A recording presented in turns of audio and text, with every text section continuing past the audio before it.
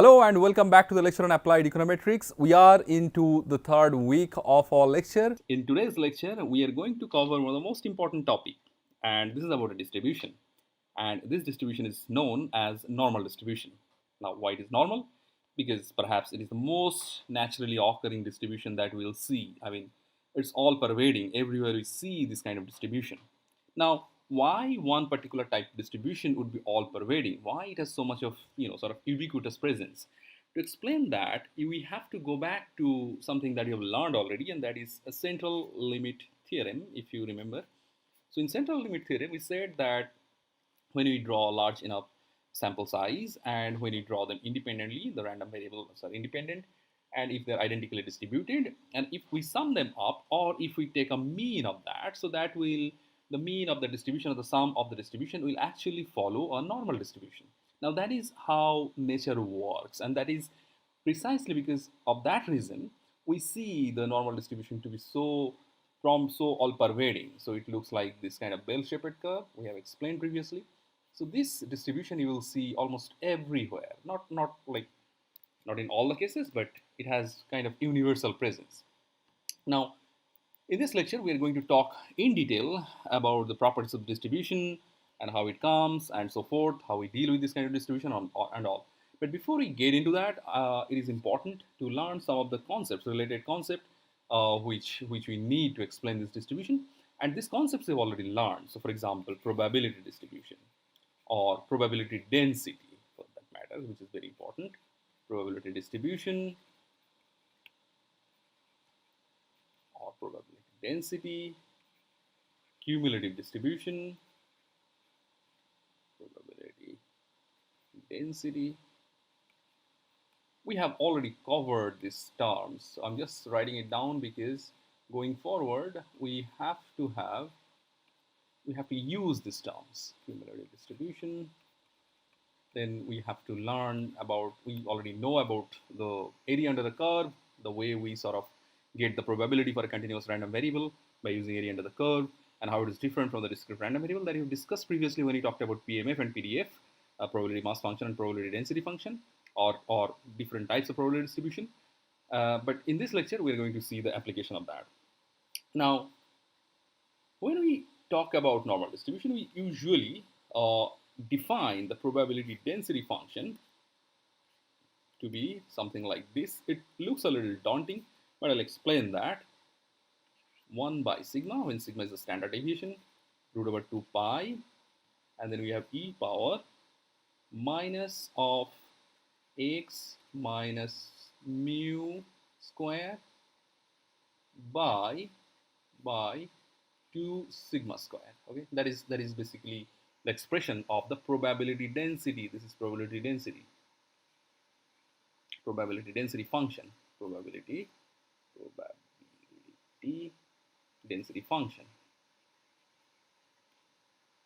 This is a probability density function. Now, I will talk about this mathematical expression in detail. But before that, we need to sort of talk about now what is a probability density function, what is a probability distribution function, and we should not confuse these terms, and what is cumulative distribution function, of course. So we should not confuse these terms, and we should have some clarity about that. Just note one thing here. In this formula, we are using the standard deviation. So we are using the standard deviation, this sigma, and at the same time, we are using the mu, which is the population parameter. This is a mean, and is the sigma is the population standard deviation. So we are using this term. So we'll see the relationship of this mu and sigma with the probability density. Now, we know that for any given value x, for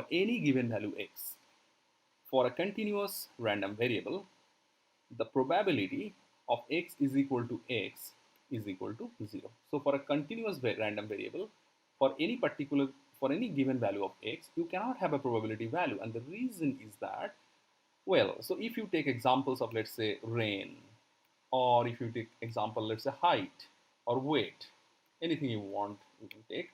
Now let's say I say that someone's weight is, let's say, maybe 72.1 kg. Okay, now you measure his weight and you you cannot precisely say that his weight is 72.1 kg, and we've explained this before. He can be like 72.1001 kg, right? Or 72 point, let's say 0999 kg or something like that.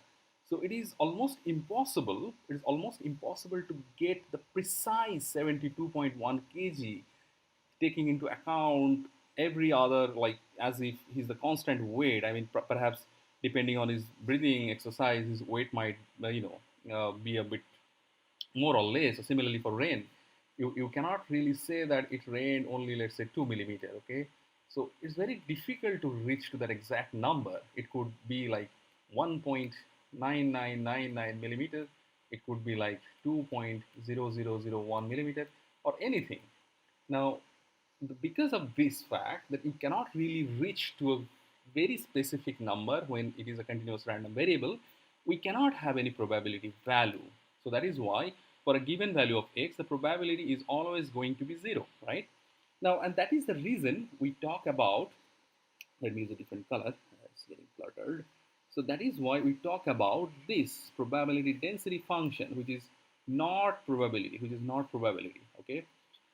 And the probability density function, if we draw a normal distribution or any other distribution, so if we, let's say the normal distribution, we use probability density here, and here the probability density is going to be the height of the distribution. Okay, so this side, the y-axis, is actually representing the probability density. Okay, so this is the probability density. This is not probability. This is probability density. Now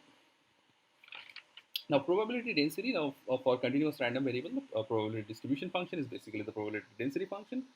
And this height, as I said, is just the height, right? It does not talk about the probability. So if I actually impute a value of x and sigma here, let me use another color here. If I impute value of x, mu, and sigma here, we'll get some value of p of x, and that is the probability density. So that is basically the height. We'll get the height if we impute the value of x, sigma, and mu. We'll get this height. All right. So this is basically what we are getting is the probability density. Okay, not the probability. Now, how do we get that? So we know that we have to get the area under the curve. We have already seen when we talked about continuous random variable how to get the probability. So basically, we use this height, and then we use the value of the variable, or the sort of the span, or the window for which you are basically the range for which you are taking the value of the variable, and you kind of integrate that. So we're going to talk about that again. Before we go there, as I promised, that I'm going to explain this equation in detail. So this is a little daunting equation, and I'll be trying to actually simplify this daunting equation to a very understandable form. And we're also going to use going forward. We'll also using some Excel to sort of be kind of familiar with what goes on here, and how to easily handle the whole thing. Okay, so there are easier way to actually handle the whole thing. We don't have to integrate this kind of function. Oh, there are simpler ways. So let me just explain this functional form a little bit. So as I have said, let me write it down again. Probability of x is equal to, it's a good idea to actually remember this, but there is no harm if you don't. So root over 2 pi, and I'm actually going to tell you a simple way to remember this. E to the power, right, x minus mu square by sigma square. The same, right? We initially have written 2 sigma square, and here I'm basically writing, basically I'm taking half out here. Now, what is the simplified form? How we can simplify this? Let's see. So the sigma is a standard deviation. Now, if I bring the sigma under the square root, I get the variance. So I have no problem in doing that. So 2 pi sigma square, somewhat easier. Now we have everything under the square root. Now e to power half minus half. So that is important, that is interesting. Now I will represent this x minus mu by sigma into something called z, and I'll explain what this z is later on. So let me write it down, half z square. Okay. Now, when I have is a simple, simple way we deal with the powers. When you have e to the power minus half, how do we write that? It's basically 1 by root over of e, right? So this is basically 1 by root over of e. So if I do that, so it will be root over 2 pi sigma square, and this is going to be 1 by root over. So this is because of minus sign, it is going to be 1 by, and because of half, it is going to be root over e to the power z square, right? It is z square. And now if I take all the things together, so it is going to be simple. One term, 1 square root of 2 pi sigma square e to the power z square. Okay, so that's basically the functional form. So we can remember just this one. So this is enough for us to sort of deal with the normal distribution. So this is the probability density function, and the simplified way of expressing it is this. Okay, now I said that we are going to actually talk about the area under the curve, and we are going to actually explain in terms of the probability density. So let me do that. Now, when I have, let's say, for this curve, I said that it's a very bad normal curve. Let me just write it again. I said that, so this is the height. This is the height for so if I have this axis here, this is the height I get. Let me totally drawn. Let's say. So this is, let's say, this is the point, this is the height I get, and for all the different points, on the normal distribution curve, I get different heights, right? For all the different points, I get different heights.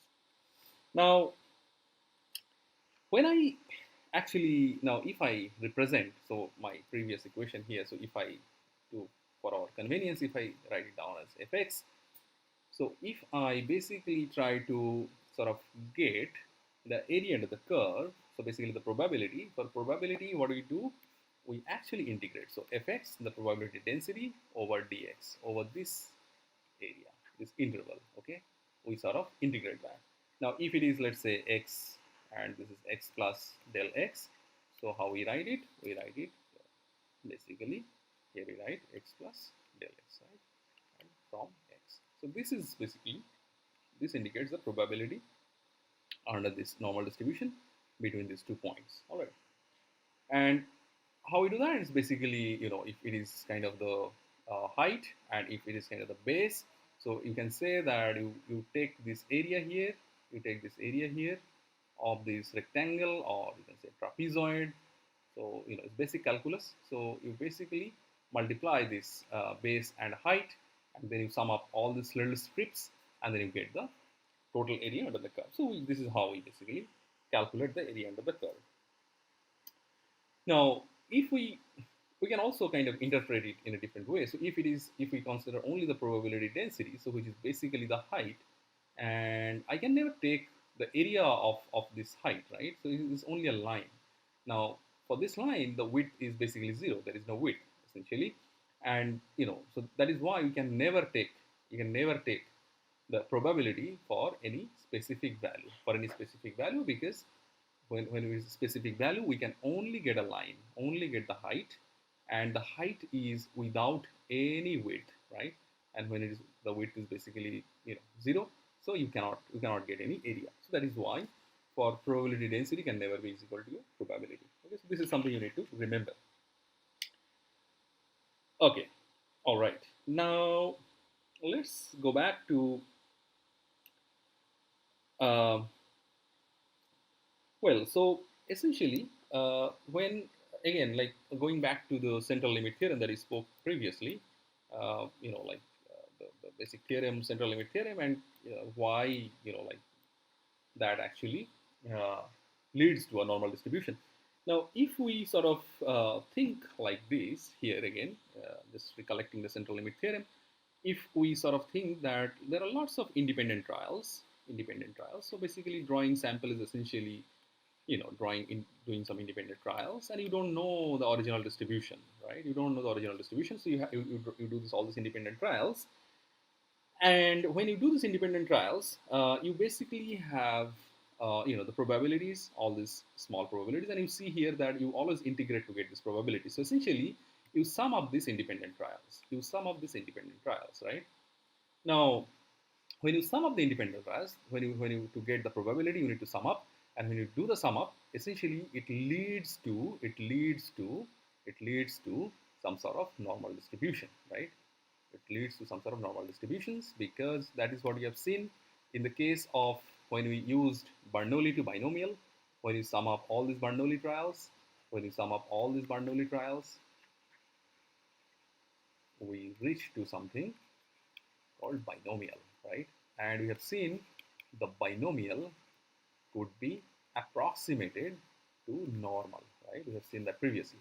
And if we have lots and lots of trials of binomial, it will be more and more normal, right? So as you increase the number of trials, it is going to be more and more normal. And if we have the probability of success in binomial is equal to 0.5, it is going to be more of a symmetrical normal distribution. So we have seen that it leads to symmetrical normal distribution, right?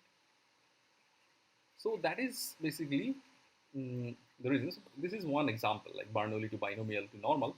This is one example, but any other distribution you can take, when you sum them up, when you sum the IID random variables, we have seen that when you sum the IID random variables, that essentially leads to a normal distribution. We have explained in detail in central limit theorem. All right. Now we are going to talk about a little bit in terms of the empirical part of it. And that we are going to cover in the next lecture. So let us divide this lecture into two parts. So in the next lecture, I will cover the empirical part of the normal distribution and will illustrate further. With this, we end the lecture here. Thank you.